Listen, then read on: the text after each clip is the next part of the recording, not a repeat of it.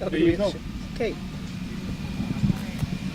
Bonjour, Nijwaitamog here at Net News Ledger. We are standing on Anishinaabe Nation.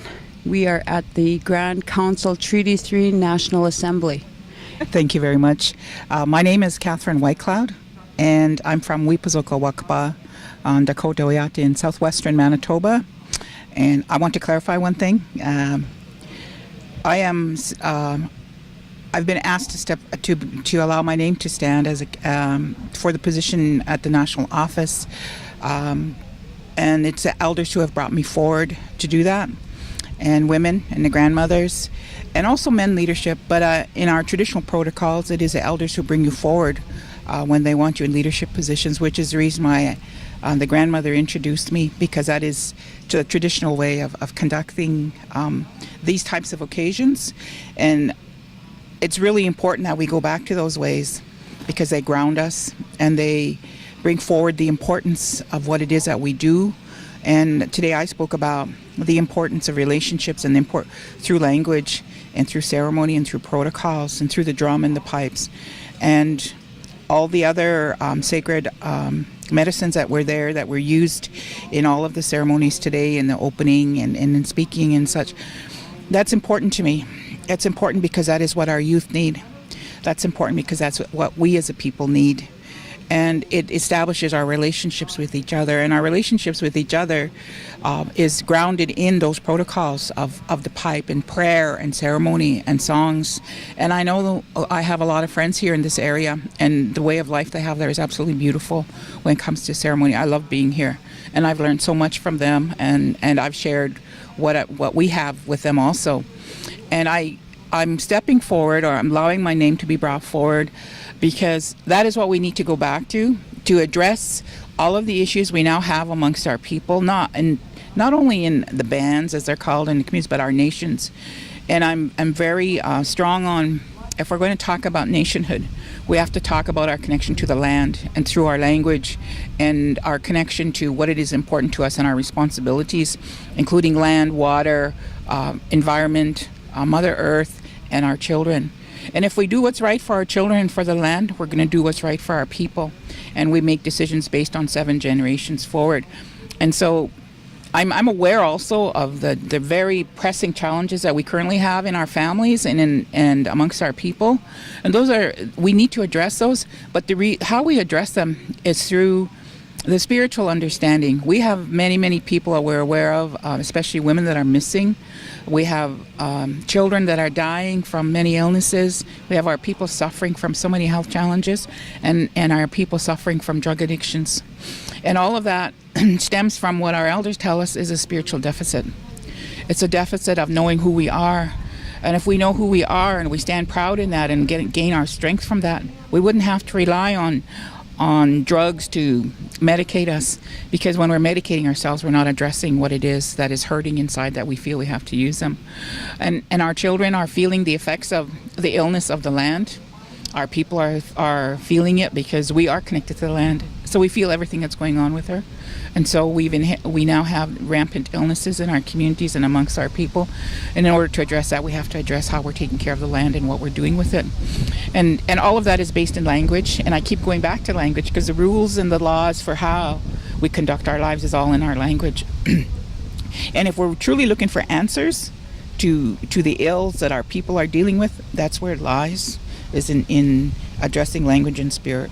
Because the language was given to us by the Creator, and it's a gift, and our spirit knows that and understands that. That's why we come back to these places like here, because this is where we gain our strength, and that's what I'm advocating on behalf of. I've been working in policy and government for a long time, and I can talk policy, but that's not the answer, and politics is not the answer.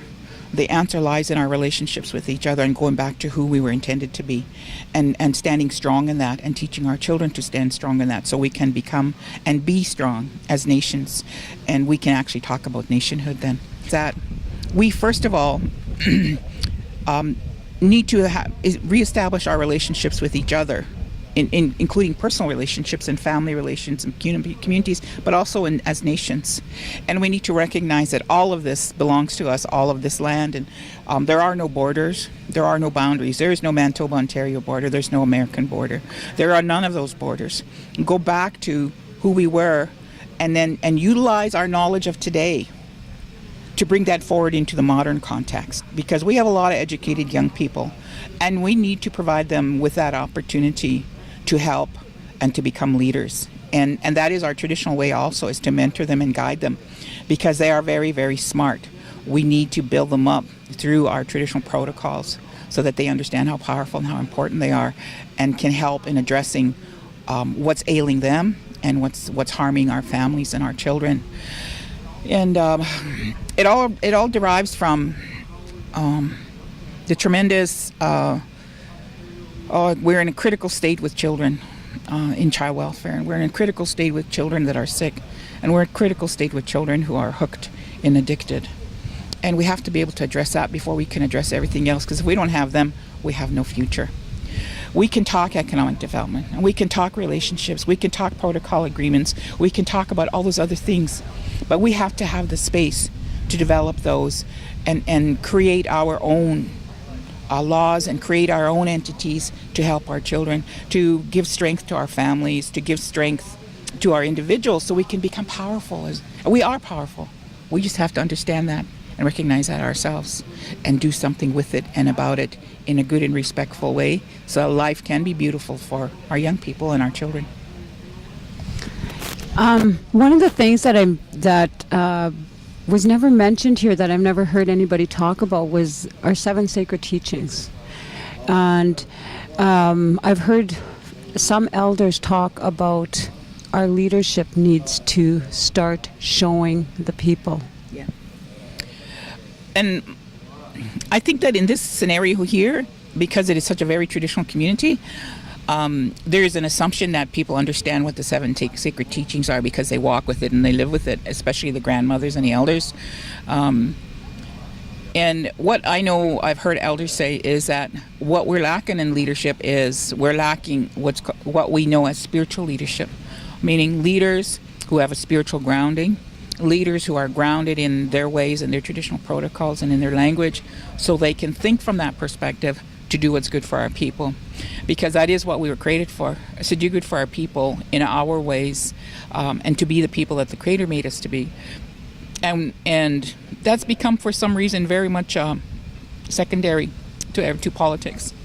And if you don't have that base, all the politics in the world is not going to fix it. And so I've seen that in my many, many years of working in this area, not only working, but in being in leadership positions and sitting and spending a lot of time with elders and in ceremony. That is what I see as what we need to concentrate on. And the rest will happen, because that's what we have worker bees for. That's what we have people that work in our organizations for, is to help us, is to put together what we need when we give them direction. But that direction has to come from the people. Wow. Yeah. Very powerful. I loved everything that you said about child welfare. No, child welfare is a really huge issue today. Murdered and missing women, Yes. and the water. Yes. How sick our water. Well, my grandmother told me when I was about 10 years old, the grandmother I chose to live with, that someday, because I complained because I had to go get water from the well, and she told me, she said, someday you're going to pay for water. I couldn't fathom it. Why would I pay for water? I can go to the well. I've been paying for water, I'm drinking water since 1989 now. Mm-hmm. And now I understand that she was able to see that back then. And she was a very traditional woman who never spoke English in her life and lived a very simple life, and it was a beautiful life. And we were happy and we were loved.